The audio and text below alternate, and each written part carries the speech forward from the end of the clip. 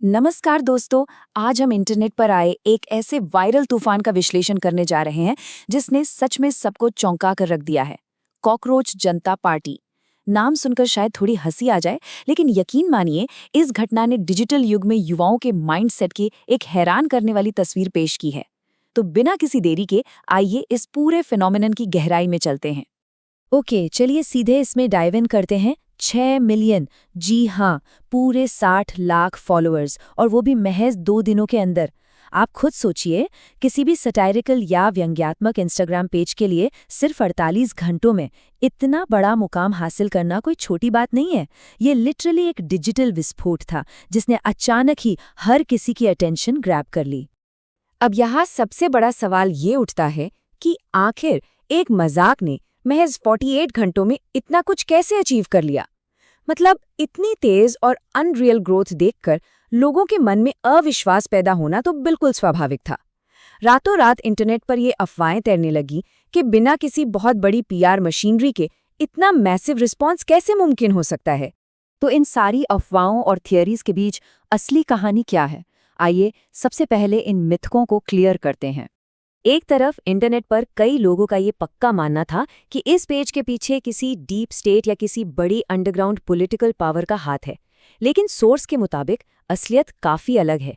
इसकी शुरुआत किसी बड़ी ताकत ने नहीं, बल्कि अभिजीत नाम के एक सिंगल इंडिविजुअल ने सिर्फ एक मजाक के तौर पर की थी। हालांकि उनका पास्ट में आम आदमी पार्टी के साथ जुड़ाव रहा है, लेकिन इस पेज की शुरुआत पूरी तरह से एक पर्सनल जोक ही थी। लेकिन यहाँ आती है सबसे हैरान करने वाली बात। एक साधारण से मजाक का असर इतना गहरा हो सकता है, ये किसी ने नहीं सोचा था। कमेंटेटर्स का ये मानना है कि जो बात एक सटायर के रूप में शुरू हुई थी, लोगों ने उसे इतना सीरियसली ले लिया कि अब इसे एक प्रॉपर जेनजी मूवमेंट के रूप में देखा जा रहा है। ये अब केवल कोई इंटरनेट मीम नहीं रहा, बल्कि यूथ की हताशा और उनके गुस्से का एक सच्चा रिफ्लेक्शन बन चुका है। और यही चीज हमें इस मूवमेंट के सबसे कोर और गंभीर हिस्से तक ले जाती है। आखिर इस निराशा का मूल कारण क्या है? और ये बिल्कुल सटीक तरीके से इलस्ट्रेट करता है उन जमीनी मुद्दों को जो सीधे तौर पर बताए गए हैं, जैसे कि एग्जाम्स में लगातार होने वाले पेपर लीक, तेजी से बढ़ती बेरोजगारी, सिस्टम के हर लेवल पर करप्शन और वो जिसे बिकाऊ मीडिया कहा जाता है। दोस्तों, यही वो सिस्टेमिक फ्लॉज हैं जिनकी वजह से आज के युवाओं के भीतर मौजूदा संस्थानों को लेकर इतना गहरा अविश्वास और गुस्सा पनपा है। हताशा के इन कारणों को समझने के बाद आइए देखते हैं इस पार्टी का मुख्य घोषणापत्र और उनकी फ्यूचर डिमांड्स क्या हैं। इस पूरी चर्चा में अगर आप ध्यान दें तो एक मांग सबसे प्रोमिनेंट होकर उभरती है। सोर्स के हिसाब से इस पार्टी का नंबर 1 मैनिफेस्टो पॉइंट ये है कि रिटायरमेंट के बाद किसी भी चीफ जस्टिस को राज्यसभा की सीट ऑफर नहीं की जानी चाहिए। ये डिमांड सीधे तौर पर पॉलिटिकल अपॉइंटमेंट्स और जुडिशरी के कनेक्शंस को लेकर युवाओं की उसी गहरी निराशा और गुस्से को दर्शाती है। इसी सिलसिले में एक बहुत ही स्पेसिफिक कॉल टू एक्शन भी सामने आया। एजुकेशन सिस्टम के इन हालातों को देखते हुए क्रिएटर ध्रुव राठी ने एक सीधा प्रपोजल रखा है। पहला, शिक्षा मंत्री धर्मेंद्र प्रधान के इस्तीफे की मांग की जाए।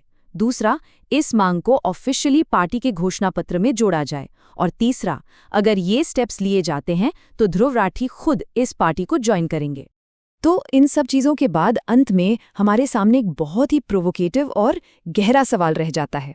क्या इंटरनेट पर जन्मी जेन ज़ी की ये डिजिटल निराशा वास्तव में ग्राउंड लेवल पर कोई ठोस सिस्टमैटिक बदलाव ला पाएगी, या फिर इंटरनेट के अनगिनत ट्रेंड्स की तरह ये भी बस कुछ ही दिनों में महज एक वायरल मोमेंट बनकर रह जाएगी? डिजिटल युग में यूथ मूवमेंट्स का ये इम्पैक्ट अपने पीछे सोचने के लिए बहुत कुछ छूट जाता है। आज के इस विश्लेषण में हमारे साथ जुड़ने के लिए आपका बहुत बहुत शुक्रिया।